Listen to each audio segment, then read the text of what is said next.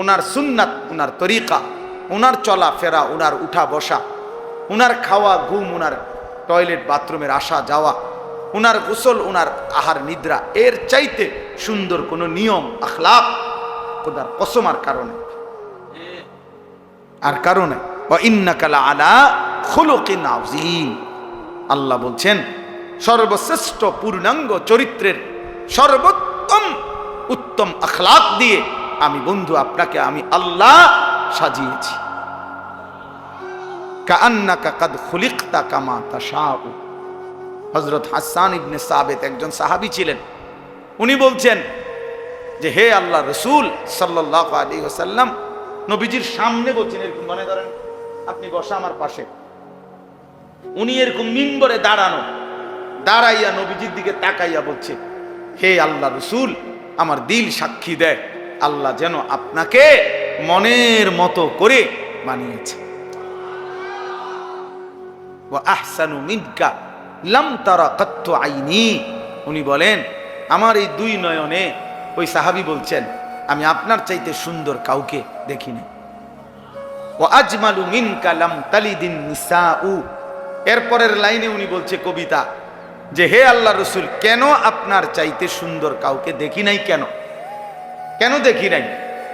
উনি নিজেই উত্তর দিছে, কারণ এর চাইতে সুন্দর কাউকে এই গোটা কায়নাতে আর কোনো মা এর চাইতে সুন্দর কোনো সন্তান প্রসব করে নাই। এমন সুন্দর আর কেউ কোনো মা জন্মই দেয় না। খুলিকতা মুবাররাআম মিন কুল্লি আইব। এরপরে তৃতীয় নম্বর লাইনে তিনি বলছে, আপনাকে যেন আল্লাহ তাআলা সমস্ত দোষ আর ত্রুটি থেকে পবিত্র করেই বানিয়েছেন। আমরা কিতাবে পড়ছি, উর্দু কিতাবে, যে আল্লাহ তাআলা গুনাহ, পাপ, ত্রুটি, মনে করেন অপরাধ, এগুলোকে আমাদের বেলায় বলছেন তোমরা পাপ করো না, গুনাহ করো না, নাফরমানি করো না, অবাধ্যতা করো না, বলছে কিনা? আর ওই গুনাহকে বলছে, পাপকে বলছে তুমি আমার বন্ধুর কাছে যাইও না। বুঝেন নাই কথা? আমগরে বলছে তোমরা পাপের কাছে যাইও না, আর পাপরে বলছে তুমি আমার দোস্তের কাছে যাইও না। সাবধান। কাআন্নাকা কাদ খুলিকতা কামা তাশাউ। এরপরের লাইন যেটা আগে বলে ফেলছি, অর্থাৎ তিনি চতুর্থ নম্বর লাইনে বলছেন, হে আল্লাহর নবী, মনে হয় আপনাকে আল্লাহ নিজের মনের মতো করে সাজিয়েছেন। তাইলে আজকে আপনারা বাবারা বুঝতে শিখেন, নবী সাল্লাল্লাহু আলাইহি ওয়াসাল্লামের সৌন্দর্য কেন ছেড়ে দিলেন? দাড়ি কাটলেন কেন? কেন দাড়ি কাটলেন? এই পৃথিবীতে গত 1450 বছরের ভিতরে পৃথিবীর ইতিহাসের কোনো বুদ্ধিজীবী, কোনো পণ্ডিত, কোনো গবেষক, কোনো দার্শনিক, কোনো বিবেকবান ব্যক্তি, একেবারে হিন্দু, বৌদ্ধ, ইহুদি, খ্রিস্টান, এমনকি নাস্তিক, মুরতাদ, মানে যে আল্লাহরে মানে না, সৃষ্টিকর্তাও মানে না, এমন কোন বেঈমানও এই পৃথিবীতে খোদার কসম আজকের এই দিন পর্যন্ত কোনো যুক্তি দিয়া প্রমাণ করতে পারে নাই, বলে নাই যে দাড়িবিহীন চেহারার মধ্যে সৌন্দর্যের কিছু আছে আলাদা। এটা কি সেটা? এটা কোনো বেঈমানই পর্যন্ত প্রমাণ করতে পারে। আমি চ্যালেঞ্জ করি, আমার নাম আনিসুর রহমান, আমি চ্যালেঞ্জ করি, আমি জেনারেল লাইনে পড়ালেখা করছি, কারো কাছে কোনো যুক্তি থাকলে কই। কুমিল্লা ভিক্টোরিয়া কলেজ থেকে মাস্টার্স পাস করা, কথা বুঝছেন না? বললেন আপনার কাছে থাকলে বলি, আমি আবার দরকার হলে মেয়েলের মধ্যে বিচার হইব, মেয়েলের বিচার হইব, দরকার হলে চেয়ারম্যান মেম্বার লইয়া বিচার হইব, দরকার হলে জুতার ফিরা দিলেন, কিন্তু আপনি প্রমাণ করে দিয়ে দাড়িবিহীন চেহারায় এক ফোঁটা কোনো সৌন্দর্য আছে কিনা, আলাদা কোনো বিশেষত্ব আছে কিনা, এটা পৃথিবীর কেউ বলতে পারে না। তো এটা কেন রাখবো আমি? একটা যুক্তি তো থাকতে হবে যে এটার মধ্যে একটা কি আছে, দাড়িওয়ালা চেহারার মধ্যে যুক্তি আছে, যে এটা রাসূলুল্লাহ সাল্লাল্লাহু আলাইহি সাল্লামের সৌন্দর্য, আর তিনি যে সবচেয়ে সুন্দর ছিলেন এটা প্রমাণিত, ঠিক কিনা বলেন না? তাহলে এটার উপরে তো আমি যুক্তি দেখাইলাম, প্রমাণ দেখাইলাম, আপনারটার উপরে আপনি দেখান, আপনারটার উপরে আপনি দেখান। যদি বলেন মহিলাদের কাছে সুন্দর লাগে, তা আমরা বেডি কি গেছে গা? আমরা কি উদা চিরা খাই? আমরা বিয়ে করছি না, আমরা দাড়িওয়ালা বেড হইতে সব আমরা বইয়ে বইয়ে বন খাই হুদা নাকি? আমরা বউ নাই তো তাইলে তাইলে তো কি পয়েন্ট কি?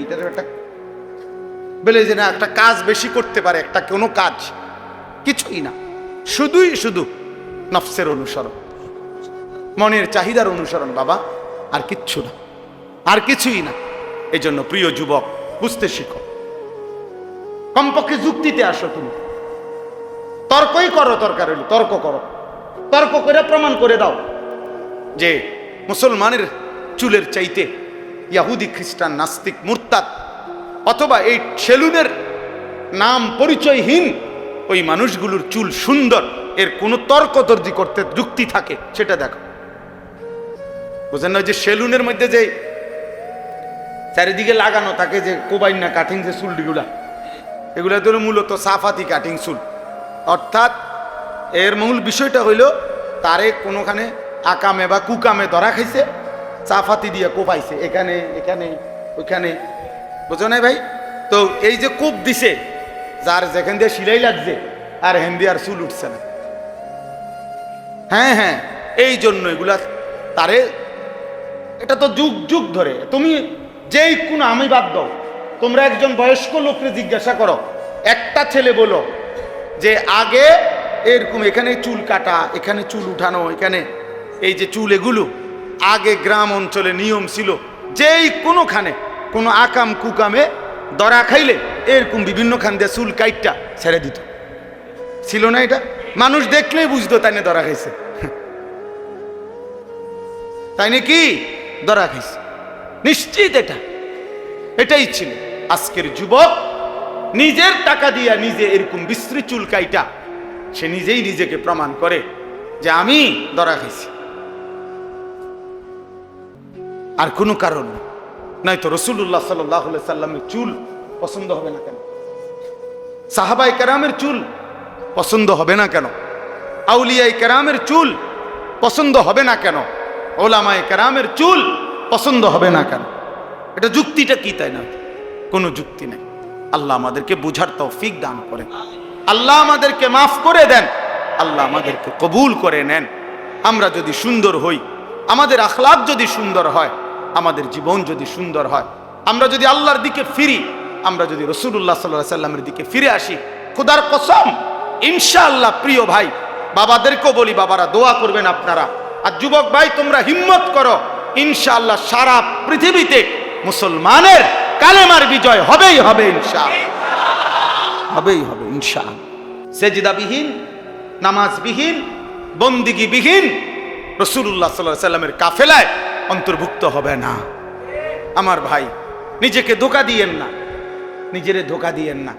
রাসূলুল্লাহ সাল্লাল্লাহু আলাইহি সাল্লামের ভালোবাসার দাবি করেন, আপনি আমার দলভুক্ত হওয়ার দরকার নাই, আমি আপনার কাছে এনো হ্যাঁ কোনো দরবারের কার্ড নিয়ে আসছি না, আমার আপনারে আমি মুরিদ বানাইতে আসি নাই, আমি কোনো এনে কাগজ নিয়ে আসি নাই, কিচ্ছু না। আপনি আপনার জায়গায় থাকেন, যে যার সাথে আছেন থাকেন, কোনো অসুবিধা নাই, কিন্তু আখিরাত সুন্দর করেন। কি বলেন? আখিরাত সুন্দর করা দরকার কিনা? হ্যাঁ, নবী সাল্লাল্লাহু আলাইহি ওয়াসাল্লামের উপরে জীবন তোলেন, নবীজির সুন্নাতের উপরে জীবনকে সুন্দর করেন, নাই তো কষ্ট হবে। ভালোবাসার দাবিতে যদি অনুসরণ না থাকে, সেই ভালোবাসা মিথ্যা প্রমাণিত হয়। এটা একেবারে বিশ্বাস করেন, এটা ঠেলাঠেলির কথা না, এটা অমুক হুজুর তমুক হুজুরে, আমি এগুলার পক্ষে না, আমি এগুলা করিও না। আমি আজকে 22 বছর আলহামদুলিল্লাহ আল্লাহর দয়া এই ওয়াজের ময়দানে আল্লাহ করা 22 বছর চলে। এই 22 বছরের ওয়াজের জীবনে সারা বাংলাদেশে কারো লয় কোনোদিন বহস মুনাজারা উড়ে এলামু 5 লাখ টাকা চ্যালেঞ্জ অথবা আয় বেটা কেডা কই ইত্যাদি এসব সদবদর করি না।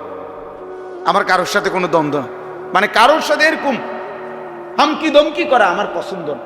আমার বলার উদ্দেশ্য হলো, প্রিয় ভাই, আমি এবং আপনি প্রত্যেকেই নিজের জীবন, মাথার চুল থেকে পায়ের নখ, ঘর পরিবার, বাজার, ব্যবসা, আয় রোজগার, চাল চলন, উঠা বসা রাসূলুল্লাহ সাল্লাল্লাহু আলাইহি সাল্লামের সুন্নাতের উপরে উঠাইতে হবে, নাইলে আটকাই যাবেন ভাইয়া। এ দুনিয়া চলবে, দুনিয়া সবাই ভাত খায়, দুনিয়া চলা কোনো আশ্চর্য কিছু না, ঠিক কিনা বলেন না কেন? দুনিয়া ভাত মাছ চাল ডাল, দুনিয়ার মাতবুরি অহংকারী, এটি তো কাফের বেঈমানও করতেছে, অমুসলিমও করতেছে। যে সেজদা দেয় সেও খায়, যে সেজদা দেয় না সেও খায়। খায় কি না বলেন? সেও খায়। তাহলে দুনিয়া চলতেছে কিনা এটা দেখার বিষয় না, দেখার বিষয় হলো আখেরাত চলবে কিনা, পরকাল চলবে কিনা, সেটা দেখার বিষয়, সেটা দেখার বিষয়। আল্লাহ আমাদেরকে তৌফিক দান করে, আল্লাহ আমাদেরকে কবুল করে নেন। আমাদের দরকার আমরা আল্লাহর দিকে ফিরতে হবে। তুবু ইলাল্লাহি জামিআন আইয়ুহাল মুমিনুন, আল্লাহ বলছে হে মুমিন, তওবা করে গুনাহ ছেড়ে আল্লাহর দিকে ফিরো। কার দিকে? ওয়া আনিবু ইলা রাব্বিকুম, আল্লাহ বলছে তোমরা তোমাদের রব আল্লাহর দিকে ঝুঁকে পড়ো। কতভাবে যে আল্লাহ এটা বলছে, ফাফিরু ইলাল্লাহ, তোমরা আল্লাহর দিকে দৌড়ায় আসো। কার দিকে? এইজন্য আল্লাহর দিকে আসো। ফাত্তাবিউনি ইউহিব্বুকুমুল্লাহ, আল্লাহ বলছে বন্ধু আপনি বলে দেন যে হে আমার উম্মত, তোমরা আমার অনুসরণ করো, তাহলে আল্লাহর ভালোবাসা পেয়ে যাবে। ওয়াগফির লাকুম যুনুবাকুম, এবং আল্লাহর সমস্ত মাগফিরাত ক্ষমা মিলে যায়। তাহলে রাসূলুল্লাহ সাল্লাল্লাহু আলাইহি সাল্লামের সুন্নাতের মধ্যে, অনুসরণের মধ্যে আল্লাহর ক্ষমা, আল্লাহর ভালোবাসা। আপনি মিসওয়াক করবেন না, তো বিনিময়ে রাসূলুল্লাহ সাল্লাল্লাহু আলাইহি সাল্লামের অনুসরণ কিভাবে হলো বলেন না কেন? নবীজি সাল্লাল্লাহু আলাইহি সাল্লাম মিসওয়াক করতেন কিনা বলেন না, বলেন। এটা এটা হুজুরদের সুন্নত না নবীজির সুন্নত? তো আপনি এটা বাদ দিলেন কেন? এই পৃথিবী থেকে আল্লাহর নবী সাল্লাল্লাহু আলাইহি সাল্লাম যেদিন বিদায় নিছে, আল্লাহর কসম শুনেন, যেই কোনো আলেম রেজি গায়েন, নবীজি সাল্লাল্লাহু আলাইহি সাল্লাম যেদিন ইন্তেকাল করছে, এই শেষ দিন নবীজির শেষ আমল কি ছিল? হযরত আয়েশা নবীজির স্ত্রী বর্ণনা করছেন, আখিরি নবীর শেষ আমল ছিল মিসওয়াক। নবী সাল্লাল্লাহু আলাইহি সাল্লাম মিসওয়াক করতে করতে ইন্তেকাল করছে। এটা আপনি করেন না কেন? আপনি দস্তরখান বিছায় খানা খান না কা? আপনি টয়লেট পেপারে ঢিলা কুলুক ব্যবহার করবেন না কেন বলেন? আপনি যে ব্রাশ করতে ভুল হয় না, মেসওয়াক দিয়ে চিনে নেন। আপনি যে ডাইনিং টেবিলে বসতে ভুল হয় না, আপনি যে দস্তরখান চিনে নেন। কি ব্যাপারটা কি? আপনি যে সাবান দিয়ে হাত ধুইতে সমস্যা হয় না, টয়লেট পেপার ব্যবহার করতে মনে থাকে না, কারণটা কি? কথা বলেন না। সাবান দিয়ে হাত ধুইতে কইছে তো টেলিভিশনের অ্যাডভার্টাইজে না, আর ঢিলা কুলুক ব্যবহার করতে বলছে তো রাসূলুল্লাহ সাল্লাল্লাহু আলাইহি সাল্লাম। ব্রাশ করতে বলছে লাইফবয় কোম্পানি না, ওষুধ কোম্পানি না মনে করেন, বা ডাক্তারে না। আর মেসওয়াক করতে তো বলছে সরওয়ারে দু আলম নবী সাল্লাল্লাহু আলাইহি সাল্লাম। এটা বাদ দিলেন কেন? ওইটা এত গুরুত্ব দিলেন কেন বলেন? হাসরের ময়দানে জবাবদিহি করতে হবে না? বলেন না বাবা, বলেন। ছেলে ভাই তোমরা বলো ভাই, নবী সাল্লাল্লাহু আলাইহি সাল্লামের সুপারিশ মানে কি? মামুর বাড়ি? হ্যাঁ, সুপারিশ মানে কি? আপনি কি মনে করছেন আপনার শ্বশুর বাড়ি হাসরের মাঠ যে আপনি যাবেন আর সুপারিশ করবে না? নবী এটা বলছে।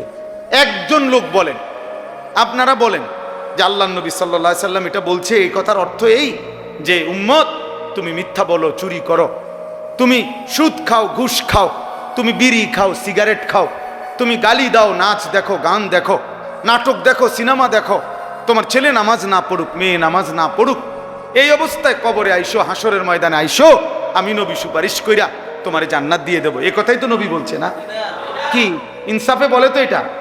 তো তাইলে নবী সাল্লাল্লাহু আলাইহি ওয়াসাল্লামের সুপারিশের কোনো নিয়ম কানুন নাই। তা আমরা কি বুঝলাম বলেন?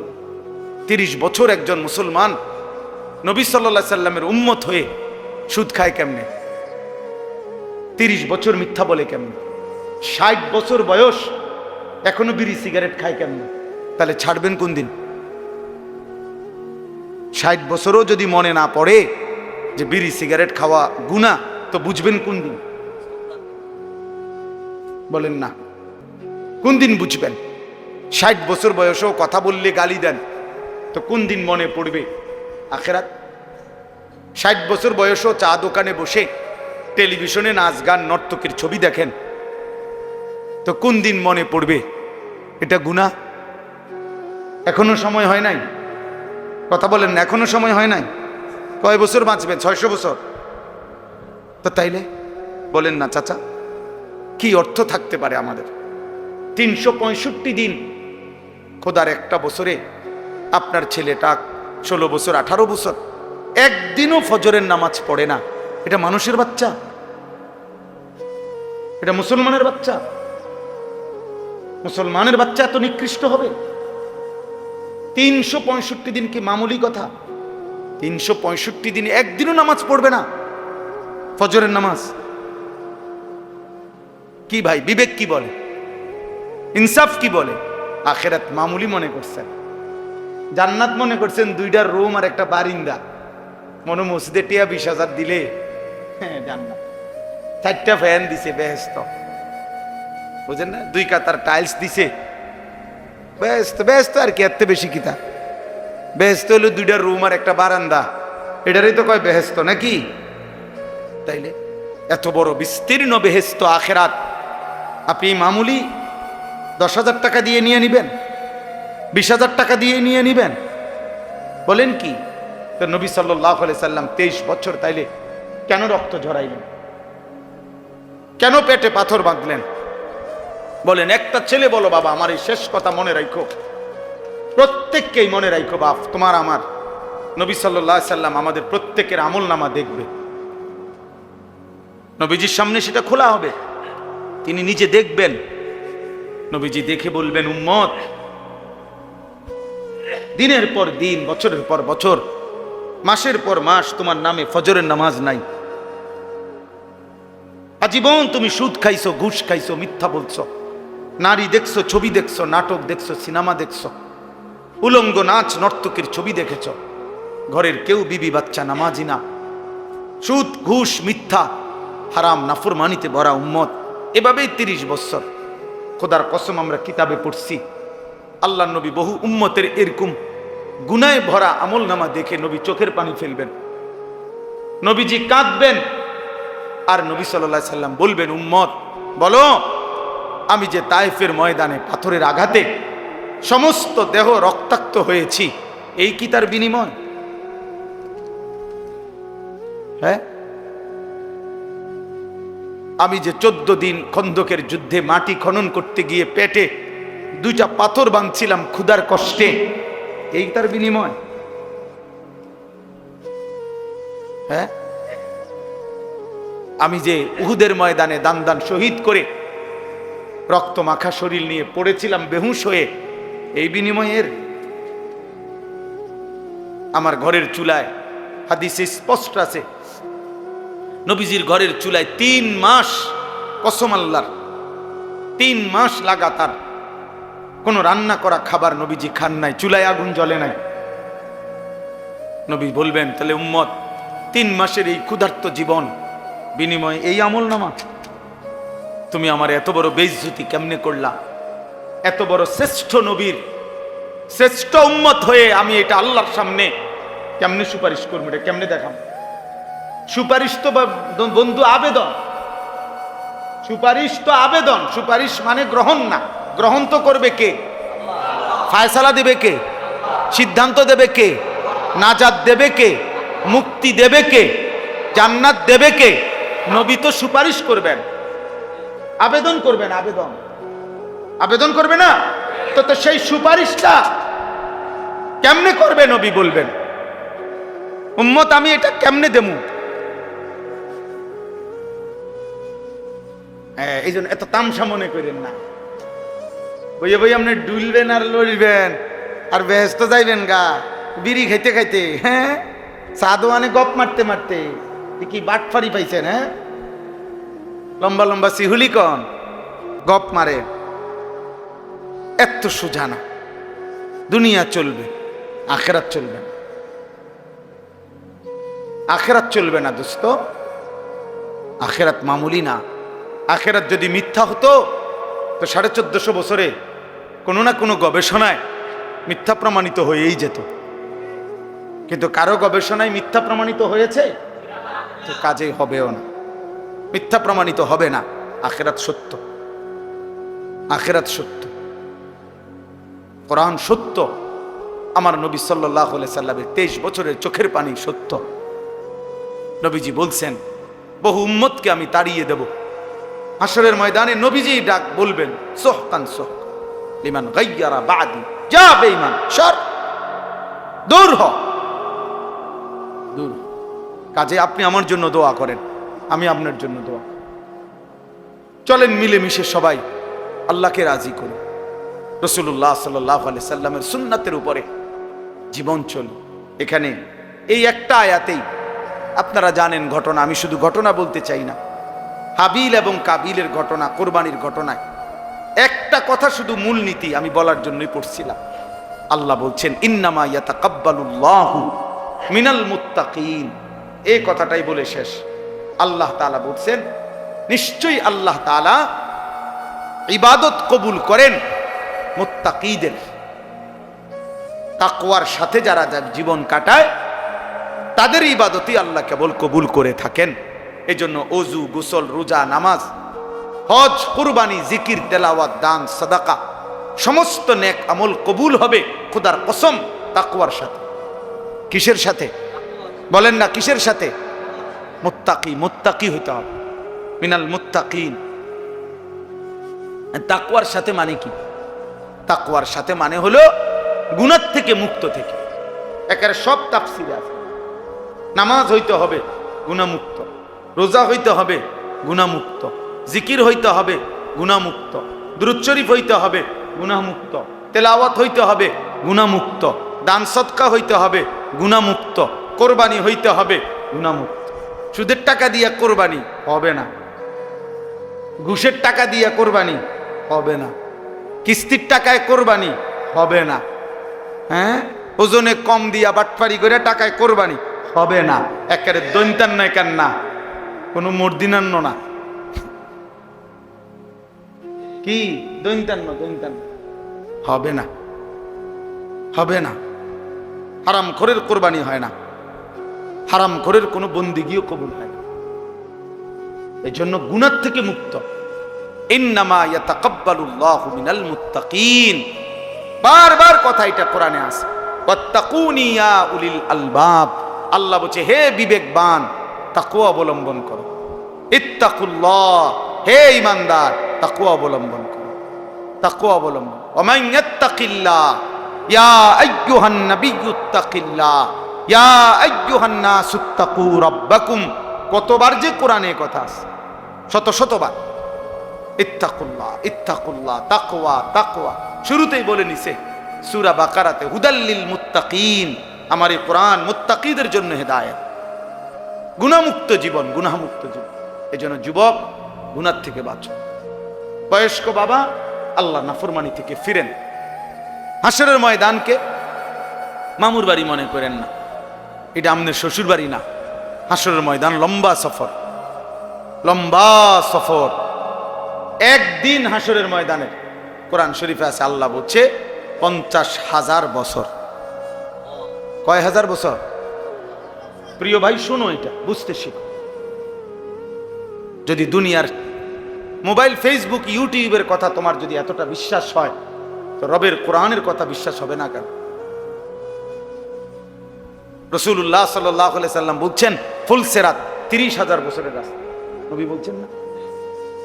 হাদিসের মধ্যে আছে কবরের জিন্দেগি, মুহাদ্দিসিনে কেরাম বলে সর্বশেষ যেই ব্যক্তি কবরে যাবে হতে পারে তাকেও 40,000 বছর কবরে থাকতে হবে। তা আপনি বলেন তো, যে আবু জাহেল যে ছিল নবীজির যুগে, কাফের, নাম শুনছেন না সবাই? আপনারা একজন ব্যক্তি বলে, এই একজনের হিসাবটা কোন, যে আবু জাহেল মাটির উপরে ছিল কতদিন, মাটির নিচে আছে আজকে কতদিন? কোন হিসাবটা কোন? আবু জাহেল নবীজির জামানায় ছিল, মনে রাখ, মনে রাখ। ইসরায়েল আর ফিলিস্তিন যুদ্ধ না, এটা ঈমান আর কুফরের যুদ্ধ। ফিলিস্তিন ঈমানের প্রতীক, ইসরায়েল কুফরের প্রতীক। এই যুদ্ধ দুই দেশের যুদ্ধ না, এটা কিসের প্রতীক? ঈমান আর কুফরের যুদ্ধ। ঠিক পাকিস্তান এবং ভারত, এটা দুই দেশের যুদ্ধ না, এটা ঈমান আর কুফরের যুদ্ধ। আর আলহামদুলিল্লাহ ঈমান আর কুফরের যুদ্ধে মুমিন জিতেছে। আলহামদুলিল্লাহ, আলহামদুলিল্লাহ, মুমিনের বিজয় হয়েছে, ঈমানদারের বিজয় হয়েছে। ফজরের নামাজ পড়ে চূড়ান্ত আক্রমণ করছে, ফজরের নামাজ পড়ে আক্রমণ শুরু হয়েছে। পাকিস্তানের মুজাহিদরা, সৈন্যরা আক্রমণ করছে। আলহামদুলিল্লাহ, সন্ধ্যা হইতে হইতেই দুশমন আত্মসমর্পণ করতে বাধ্য হয়েছে। এই জন্য আমি অনেক সময়, আমি এটা নতুন কালকে দেখছি জুবাইর ভাই, যে আশ্চর্য, আজীবন আমরা কোরআন শরীফে আছে এটা, যে মুমিন মানে যুদ্ধের প্রধানতম টাইম ফজর। কোথায়? ওয়াল আদিয়াতি দবহা ফাল মুরিয়াতি কদহা ফাল মুগীরাতি সুবহা। এই সুবহ মানে ভোর, ফজর। দুশমনের মোকাবেলায় আক্রমণ হবে ফজর। এই পাকিস্তানি মুজাহিদ ফজরের নামাজের সময় আক্রমণ করছে। আল্লাহু আকবার বলে, নারায়ে তাকবীর বলে মিসাইল ছুটছে, তছনছ হয়ে গেছে। আজকে এত বছর ধরে না, হ্যাঁ, আমরা তো গত ফ্যাসিস্টের আমলে বুঝতেই পারি নাই। আমরা মনে করছি ভারত জানি কত শক্তিশালী। এখন না বুঝি বে বে, এখন না বুঝি বে বে। এখন তো ইনশাআল্লাহ আমরাও লড়তে রাজি আছি, ইনশাআল্লাহ আমার বাংলাদেশও লড়তে রাজি আছে, ইনশাআল্লাহ এদেশের যুবকরাও লড়বে, ইনশাআল্লাহ ইনশাআল্লাহ। হ্যাঁ হ্যাঁ, একই রাতে বেঈমানেরও দাফন হয়েছে, একই রাতে ফ্যাসিস্টেরও দাফন হয়েছে, একসাথে। এজন্য ইনশাআল্লাহ মনে রেখো ভাইয়া, বিজয় মুমিনের, বিজয় হবে কালেমার, বিজয় হবে ইসলামের। এ খুব দ্রুত দেখো, ফিলিস্তিন ইনশাআল্লাহ একদিন বিজয়ের পতাকা উড়বে। একদিন ঘুম থেকে জেগে শুনবেন গাজার মুসলমান জিতে গেছে, ফিলিস্তিন জিতে গেছে, ইসরায়েলের কুত্তারা হারবে, হারবে, বেঈমান হারবে, বেঈমান হারবে। এজন্য প্রিয় ভাই, আগামী দিনে ইসলামের জন্য যদি তোমাকে আল্লাহ নেয়, তাহলে তোমার সফলতা। আর আল্লাহ যদি মুনাফিক হিসাবে ফেলে দেয়, বদরের যুদ্ধ হয়েছে, মুনাফিক অংশগ্রহণ করতে পারে নাই। উহুদের যুদ্ধ মুসলমান যুদ্ধ করছে, মুনাফিক কি করতে পারে নাই? অংশগ্রহণ করতে পারে নাই। তাবুকের যুদ্ধ হয়েছে, মুসলমান বিজয় লাভ করছে, কিন্তু মুনাফিকরা কি করতে পারে নাই? অংশগ্রহণ করতে। এই জন্য কাপুরুষ পারবা না।